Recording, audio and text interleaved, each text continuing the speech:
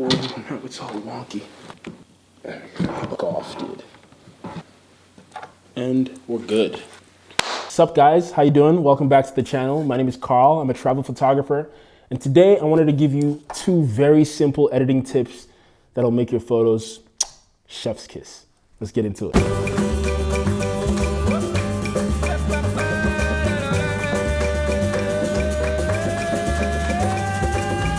Okay, so I know it's a little bit of a crazy time. It feels like everywhere you look, there's talks of the world situation, if you know what I mean. If you say the C word, YouTube gets really mad and suppresses your video. So I was scrolling on Instagram a couple of hours ago and I saw this post by Dude with a Sign, you know, the guy who holds up the cardboard posters. And I literally relate with it on a spiritual level. I can't tell what day is it. What day is it? Is it Monday, Tuesday, Wednesday, Friday, Sunday? Feels like everything's just melting all together. But we're gonna get through this, guys. And hopefully this little piece of content, this little tutorial will make this fly a little bit faster. Okay, so before we get into it, I'm gonna be editing a photo from scratch. I'll show you my whole workflow in Lightroom, and then I'll jump into the tips and show you how you can turn that edited photo and turn it up a notch, which should be very interesting. Okay guys, so this is the photo I'm gonna be editing today. This photo was taken by my friend Josiah in Indonesia a couple of months back, I think in June, let's find out. This was taken in June, on the 15th of June in 2019, last year.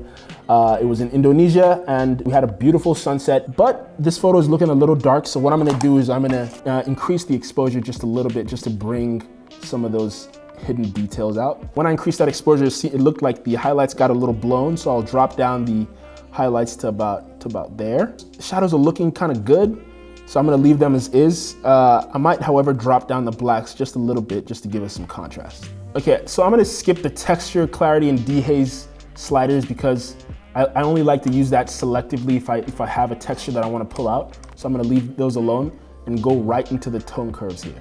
So as most people like to do, I like to have a little bit of an S curve. What I'll do here is bring the shadows down a little bit just to give me a little bit more depth. Then I'll bring these midtones, I think I might like them a little higher, to bring in higher, and then definitely these up here. What you can do is hold down Shift and Option, and then you'll be able to control the photo a lot more. We're gonna add a little bit of fade. Add a little bit of fade to this photo by taking this last control point here and turning that up a little bit. Okay, so I'm very much enjoying the colors even before we move forward. So I'll do the same for red, blue, and green, for the red, blue, and green values. Now, a lot of people don't know this, but before you move on to the other values, what you can do here is click this tiny little tone curve down here. Opens up this completely different panel that actually gives you a lot more control of your highlights, your darks and your shadows, and then you can tweak these to your preference. Photo is looking a little too dark, so I'm gonna boost the lights just a little bit here, boost the shadows as well, and then boost the darks. And that's looking very much like how I'd like it to look. I'm actually very in love with the colors of the photos so far. Very good colors. So I think I'm just gonna leave as is. So I don't want any split toning in. It looks just perfect. I very much like the gold. Because I boosted this, I might need to reduce the noise just a little bit. So I'll crank that noise reduction over there just a little bit, and then I'll sharpen. Just about there. That looks pretty good. It looks like this photo is done editing. So very happy with the way the colors look. Now it's time to jump into those two little tips that you guys wanted to see. Okay, so tip number one, using the color calibration tool to create a more consistent tonal value across all your photos. Well, so what I usually do is I go to the color calibration tool at the bottom of the develop panel here. As you can see, this little tool here, very useful when it comes to adjusting the hue and the tonal value of your photos, as you can see. Now you might be saying to yourself, okay, so I have this color calibration tool, how do I dial it in? What I usually do is, if you hit the T key, hit T, it comes up with this option down here in this corner. Now, this little button down here gives you the option to use a reference photo to edit your photos. If you click on it, a second photo will pop up by the side. What this is the ability to use a reference photo, which is very useful in creating very consistent themes. So what I usually do beforehand is take some of my past photos or some example photos that I've seen on the internet and combine them together in a little bit of a collage. And I put them together and I use this kind of like as a reference to get the exact tonal quality that I want. By using this tool every time you edit, you'll come up with much more consistent tonal qualities across all your photos, which will make your photos look very, very professional. So what I've done here is I've combined a few of my favorite photos. I'm gonna use the calibration tool I have on the right here, and then reference the photo collage on the left, and hopefully be able to dial in the hues and the tones as close as I want so I can create a more homogeneous and consistent theme. If you're wondering why I'm able to get such a very consistent feed on Instagram, this is the tool that I use to make my photos very consistent. All right, let's jump into it. As you can see, this right now is looking a lot more green than my regular photos. So I'm gonna come down here and tweak everything just a little bit. What I do is I like to slide to the end, left to the right, and see if I like what it's doing, and then undo that, and then adjust it a little bit to the value that I want. Slide to the left, see what that does, slide to the right, see what that does. I'm gonna increase that just a little bit. Go down to the green, slide to the left, slide to the right. Definitely looks more consistent to the right, so I'll increase that to the right just a little bit as well. Slide to the left, saturation, slide to the right. Like it a lot more to the right. It looks more consistent with the other photos to the right, so I'll go to the right as well. And then finally the blue here, slide to the left, slide to the right. It definitely looks a lot more closer to the hues on the left, so I'll tweak it just a little bit to the left here, and that should get me a lot closer. This is what I have used over the last couple of months just to create a more homogeneous and consistent theme. Now, if I click this calibration on and off, you'll be able to see the effect that it's had to make the photo more consistent. Look at that. Just that little hue has added the perfect quality that I want to make this photo a lot more consistent, which is definitely what we want. Okay, so that's tip number one. So tip number two is to be very, very obsessively subtractive with getting your photo as clean as you want. Now, this might seem like a very, very basic tip, but this can help take your photos to the absolute next level. I'm gonna use the spot healing brush tool to go across all my photo and take off every single piece of lint, speck, dust, any little patch of grass that is out of place, and it'll clean up our photo and make our photo all the more magical. For tip number two, we're gonna have to hop into Photoshop. Let's get into it. Okay, so before we start, I'm just gonna circle little bits on the photo that I think detract from the whole photo.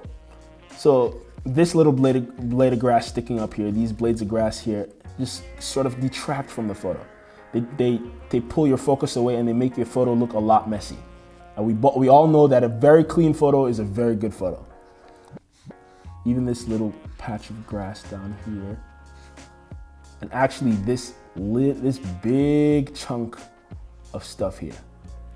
As you can see, all these little blades of grass and little bits and bobs just detract from the whole photo. So what I'm gonna do here is I'm gonna start using that J tool to go on every single spot, and it'll hopefully clean the photo and make the photo look a lot better. And if you're wondering, hey Carl, how do I navigate to this spot healing brush tool? You can go over here and hold down on this patch tool and click spot healing brush tool, or you can hit J.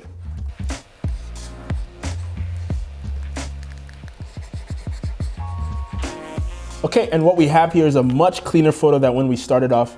As you can see, if I click it on and off, all those little distractions on the edge that take your eye away from the main focus of the photo, which is this nice little canyon in the middle, it draws your focus in.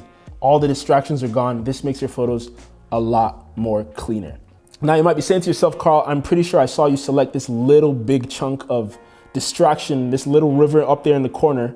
What are you gonna do about those? Now, if I use the J tool that I suggested before, as you can see, it creates these weird little effects. Using the J tool at a very big value can mess up the photo, and we don't wanna do that.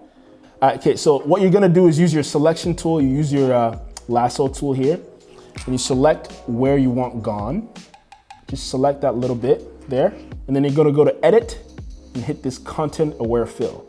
Now what the content aware fill does is it allows you to selectively choose where you want other parts of your photos to come in and help fix the photo that you're working on.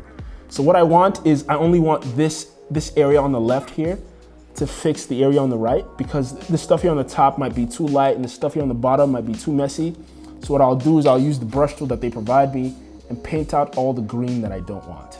As you can see here, it's showing us an estimate of what it's gonna look like when it's done with the Content Aware tool, and I'm very, very happy with the results in comparison to when we just used the rough tool. So using this Content Aware fill tool will help you when you're in a lot of very sticky situations and there's a lot of stuff going on in the photo and you want to be very selective with how the computer analyzes the photo and gets out that clean part of the photo that you want.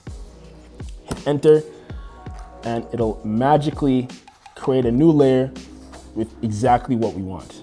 Look at this. Before, as you can see, a whole bunch of patches distracting your eye from the photo, and after.